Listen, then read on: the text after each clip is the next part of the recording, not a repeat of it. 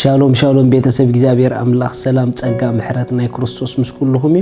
አናሐኩም ሰላህ الدين ካፕሲ አርጂ ኢንተርናሽናል ቸርች እዝን ዝበለጸ መዓልት ዝበለጸ ቃል ንካፈለሉ ፕሮግራም ናዩ ሎም ድማ ነዝ መዓልት ዝኸውና ህይወት ቃል ክንካፈሊና ሎም ንካፈሎ ቃል ክርስቶስ ናይ ክብሪ መረጋገጽ እዩ አባና ዝብልዩ ክርስቶስ ናይ ክብር መረጋገጽ እዩ አባና ሪኹም ክርስቶስ አባና ናይ ክብር መረጋገጽ እዩ ክርስቶስ አባና ናይ ክብሪ መረጋገጽ እዩ መጽሐፍ ቅዱስ ክዛረብ ኮሎ ቆሎሴ ምዕራፍ 1 ከምዚ ይብል ካብ ጥቅሲ 27 ሃብቲ ክብሩ ነዚ ምስጢር እዚ ኣብ ህዛብ እንታይ ምዃኑ ከፍልጠኩም ንዝደለዮም ንሱውን ክርስቶስ አባኻትኩም ተስፋ ክብሪ እዩ ሪኹሞ ክርስቶስ አባኹም ተስፋ ክብሪ ማለት ክርስቶስ አባናስ ንክብሪ ተስፋ ክንገብር ይገብረና ማለት አይኮነን ኖ ነቲ ናይ ክብሪ ተስፋስ ርግጽ ዝገብር ክርስቶስ አባኹም ምዃኑ እዩ በኻላ አዘራርባ ኣብ ጽባሕና ክብሪ ከምዘሎ ኣብናትና ዘበለ ጉዳይ ክብሪ ከምዝገዝእ መረጋገጽናቱ ክርስቶስ አባና እዩ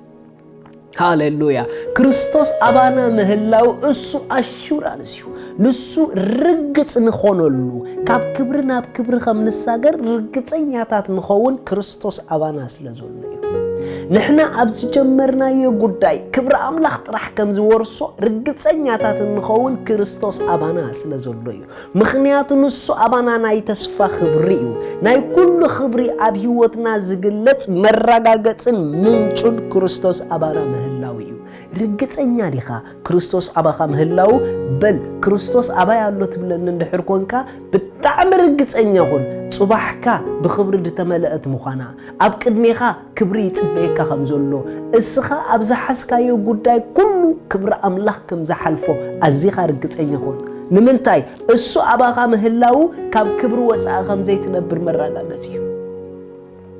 Hallelujah. Christos abana ምህላው from glory to glory move ከም ንገብር መረጋገጽ እዩ ክርስቶስ አባይ ምህላው አነ ዝትንክፎ ዘበለ ኩሉ ክብሪ አምላኽ ከም ዝሓልፎ መረጋገጽ እዩ ሓፍተይ ክርስቶስ አባዩ ትብል እንድሕር ኮንኪ እስኺ ትበጽሕዮ ዘበለ ኩሉ ክብሪ ከም ዝሓልፎ ርግጸኛ ኾኒ እሱ አባኺ ዘሎ ኣብ ግሎሪ ከም ትነብር መረጋገጽ እዩ ምኽንያቱ ንሱ አባኺ ናይ ተስፋ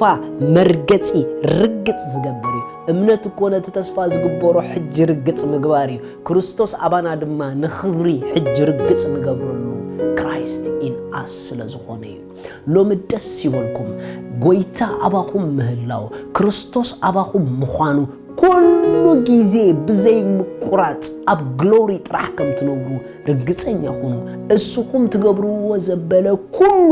ክብሪ አምላኽ ከም ደኣትዎ ርግጸኛ ኹኑ ዳስ ዋይ ናትኩም ዘበለ ነገር ኩሉ ብዘገርም ክብሪ እንዳዓበየ ዝኸይድ ናትኩም ዘበለ ኩሉ ብክብሪ እንዳወሰኸ ዝኸይድ ሓዳርኩም ብክብሪ አምላኽ ይኸዓብየልኩም አገልግሎትኩም ብክብሪ አምላኽ ይኸዓብየልኩም ቢዝነስኩም ብክብሪ አምላኽ ይኸዓብየልኩም ትምህርትኩም ብክብሪ አምላኽ ይኸዓብየልኩም ኩሉ ናትኩም ዘበለ ነገር ብክብሪ ይኽወስኽ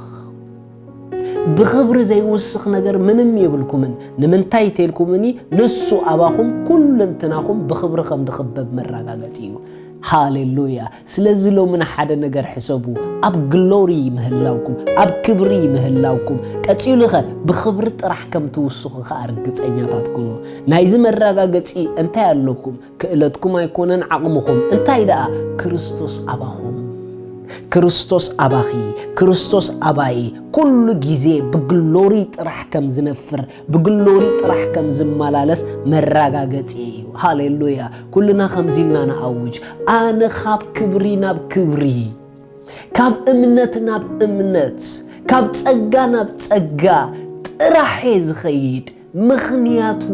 ክርስቶስ ናይ ክብሪ መረጋገጽ እዩ ኣብ ውሽጠይ አነ ዝትንክፎ ክብሪ አምላኽ ይሓልፎ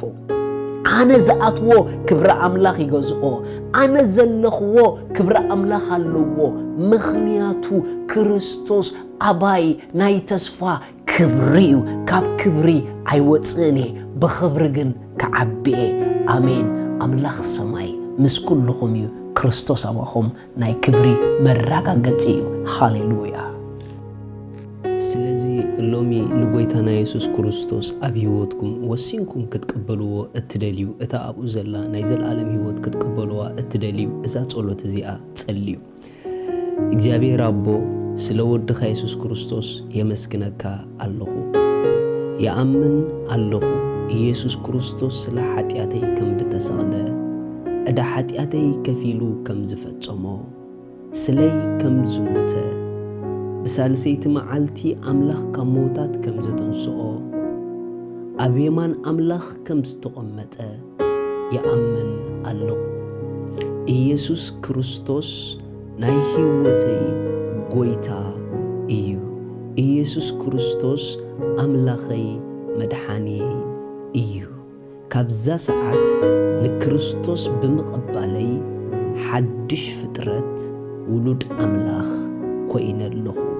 منفس قدوس بشم يسوس بأمنت ناوشتي يقبلك اللخو آمين زي أتصلوا دتصلوهم بتحمقوا حقوسكم بزيب تحت زلو أدراشانا كونتاكت قورنا يخوم سدليكم حاجز كن لأخلكم هنا شالوم